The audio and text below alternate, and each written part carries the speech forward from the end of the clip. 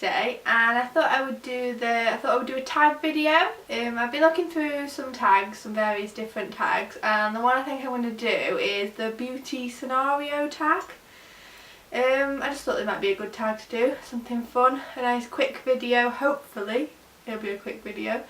So yeah, let's just get straight into it and on with the questions. So the first question is, you have to get rid of all your foundation and you can only keep one high-end and one drugstore. Which do you keep? I only actually own 2 foundations because I tend to stick to the same one once I've found one that I like, and they're both actually high-end. One is the YSL Touche Eclat foundation and one is the Chanel Vitalumia Aqua. So out of those two, I'd say I'd get rid of the YSL one because at the moment I'm really enjoying the Chanel one. So that would be the one that I'd get rid of.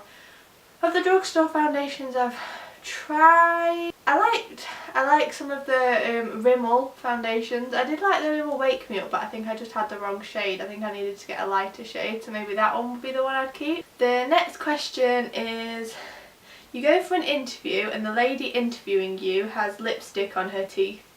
Do you approach the subject or ignore it completely? I would avoid. I think, especially because it's an interview, I don't think it's the right time to bring it up, or it's very appropriate. I know obviously I wouldn't want lipstick on my teeth, I'd kind of want someone to tell me, but I don't think it's appropriate to bring up in an interview situation, so I would just ignore it and hope that it just goes away. I would just ignore it. I don't think I would tell her. If it was something more drastic, then I would probably tell her, but lipstick on her teeth, I think she could get over that, so I wouldn't tell her. But that's just me. Question number 3 is, you're not feeling yourself and you need a pick-me-up. Which lipstick do you put on to make yourself feel beautiful? I think for this one, I think a bold lipstick would be best. So I think at the moment my current favourite one would probably be a MAC lipstick, and it's a bright pink and it's flat out fabulous. I think because it's such a bright pink, it would just instantly make you feel good. I mean, I wouldn't go for a nude because that's what I would wear every day on an everyday basis, so it would just make me feel the same. So definitely a bold, and at the moment it would be flat out fabulous because it's a bold pink. It's kind of blue undertone as well, so it does make your teeth look better as well, so that would make you feel even better. So I think I'd go with that one. Question 4 is, you go back in time for a day to your teenage years. How would you do your hair and makeup differently? Makeup wise, I didn't actually wear that much makeup when I was younger, a teenager. Throughout school I just kind of stuck with the normal like concealer towards the end of school, so I'd probably just stick with that. I'd maybe advise wearing, I don't know, maybe a bit of mascara, something like that. I just didn't wear any makeup hardly at all when I was a teenager, so maybe I'd just suggest maybe wearing a little bit more. Just not loads, but just a little bit.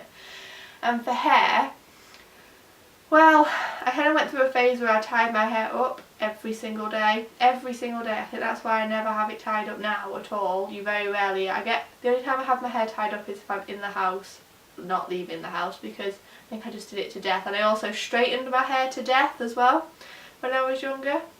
So I just maybe tell myself not to do that. Just let it go natural, or curl it, or just at least wear it down or something. So yeah, that's what I'd do differently anyway. Question number 5 is, you ask your hairdresser for a shoulder length pixie lot haircut, but they hear you wrong and give you a pixie cut. Do you A, smile, say thank you, leave and call your mum hysterical?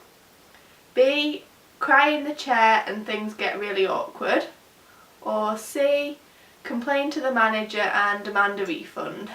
Well, I definitely don't think I would do C because I'm not that kind of person. I'm quite a shy person. I just kind of go with the flow. So I think, I don't know if I'd even say anything to them. I have had things in the past with hairdressers where they've just cut it a bit too short, not quite as drastic as a pixie cut, but like really, like for me this is short. I've actually just had my hair cut and for me this is quite short, but I'm okay with it. But I've had it cut, they just cut too much once, and I just kind of held it in while I was there and then left and then cried afterwards. So I'd probably do A actually, just leave quietly and then call my mum and be in hysterics maybe.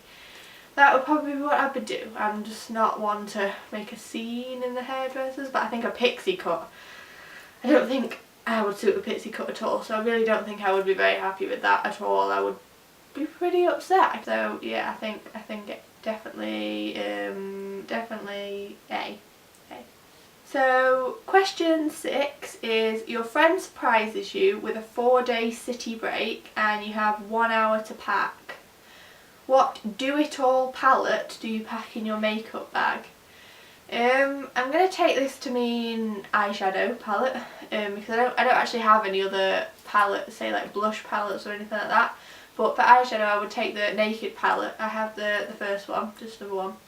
And I would take that because I tend to just, if I am going to wear eyeshadow, I just wear neutral shades, and that just has every neutral shade you could ever want. So I'd probably just take that as my go-to do-it-all palette. I think that would suffice, and it's quite, although it's quite long, it's flat as well, so it would be perfect for going away on a trip. So that would be definitely what I'd take. So question 7 is, your house has been robbed. Don't worry, everyone is safe. But your beauty stash has been raided. What's the product you really hope is safe? First of all, if my house had been robbed, I wouldn't really, the beauty products would not be my first concern. I'd have so many other concerns besides my beauty product, but let's just put that aside, pretend I didn't. I think, I don't know actually, I think maybe some of the higher end products that have, just because they cost more, so they would obviously cost more to replace. Not that I would be rushing to replace them because there's other things that have probably been stolen, but maybe like my Chanel foundation that I mentioned earlier, or I have a Chanel lipstick, which was the first high-end lipstick that I ever bought, so maybe that would be, I'd be quite sad if that was stolen. Yeah, maybe that. Question 8 is, your friend borrows your makeup and returns it in awful condition. Do you A, just pretend you haven't noticed, B, ask them to repurchase it, or C, secretly do the same to something of theirs? I definitely wouldn't do C, I'm not that kind of person. I don't think you should rise. If they ruined your thing, I don't think you should just go and ruin their thing too. I don't think that's right. You're obviously not a very good friend if you would do that, so I definitely wouldn't do C. What are the other ones? Just pretend you haven't noticed or ask them to repurchase. I don't tend to lend out things that often unless someone's a really good friend or family member, so if they were a close friend or family member I would feel okay maybe asking them to repurchase it. So I'd probably do B, just because if they are a good enough friend or obviously related to you, then they should understand what you're saying, they've damaged your thing, and then replace it for you. If they didn't already offer, then they should be okay with you asking, so I'd probably do B. I don't think I'd just keep quiet, because it's my stuff, I don't want it damaged or broken, so yeah, I think I'd probably do B for that one. So that's all the questions then. That was quite a quick tag actually. If you like this video then thumbs it up and subscribe to see more videos next week.